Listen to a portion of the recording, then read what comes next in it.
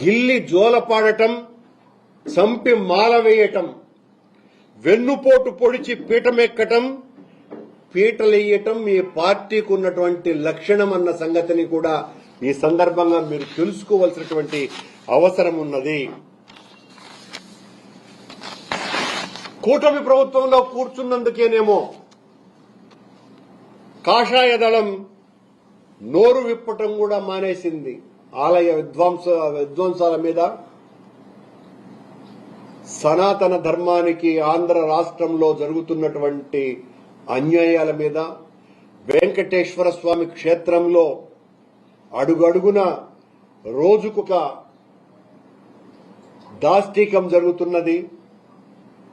ఆలయ పవిత్రతను కాపాడాం, దళారిని అరికట్టేశామని చెబుతున్నటువంటి కూటమి ప్రభుత్వంలో రోజుకొక దళారి వాళ్లు పట్టుబడితేనే దొరుకుతూ ఉన్నారు. పట్టుబడినటువంటి దళారీలు ఇంకెంతమంది ఉన్నారో.